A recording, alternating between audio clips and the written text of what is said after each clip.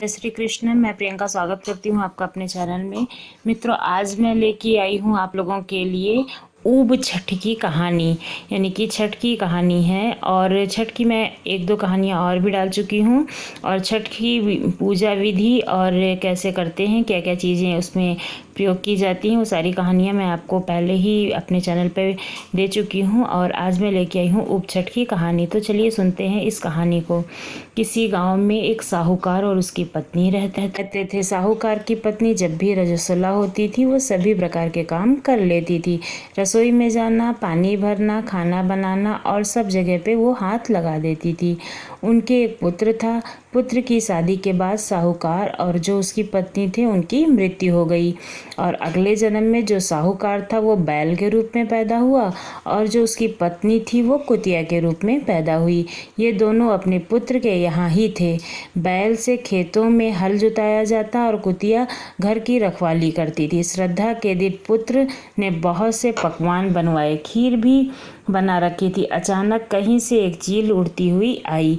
चील के मुख में एक मरा हुआ सांप था। जो सांप चील के मुख से छूटकर खीर में गिर गया। कुतिया ने यह देख लिया।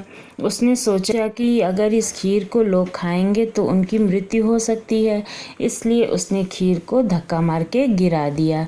और उस खीर को गिराते हुए उसके पुत्र की जो पुत्री थी उसने देख लिया और वो बहुत ही गुस्से में आ गई और उसने मोटे डंडे से उसकी पीठ पर मारा। चोट तेज थी। कुतिया की पीठ की हड्डी जो थी वो टूट गई। उसे बहुत ही दर्द हो रहा था। रात को वह बैल से बात कर रही थी। उसने कहा, तुम्हारे लिए श्रद्धा हुआ, तुमने पेट भर भोजन भी किया होगा, मुझे तो खाना भी नहीं मिला, मार पड़ी सो अलग। बैल ने कहा, मुझे भी भोजन नहीं मिला, दिन भर खेत पर ही काम करता रहा हूँ। ये सारी बातें जो बहू थी उनकी वो सुन रही थी। उसने अपने पति को बताया। उसने एक पंडित को बुलाकर इस घटना का जिक्र किया। पंडित ने अपनी ज्योतिष विद्या से पता करके बताया कि कुतिया उसकी माँ और बैल जो था वो उसके पिता हैं। उनको ऐसी योनि मिलने के कारण माँ द्वारा रजस्वला होने पर भी सब जगह हाथ लगाना और खाना बनाना, पानी भरना था। उसे बड़ा दुख हुआ और माता पिता के उद्धार का उपाय पूछा। पंडित ने बताया, यदि उसकी कुंवारी कन्या भद्र पक्ष में कृष्ण पक्ष की षष्ठी यानी ऊब छठ का व्रत रखेगी, शाम को नहाकर पूजा करेगी, उसके बाद चंद्र निकलने पर उसको अर्घ देगी। अर्घ देने पर जो पानी गिरे वह बैल और कुतिया को छुए तो उसका मोक्ष हो जाएगा, जैसा पंडित ने बताया।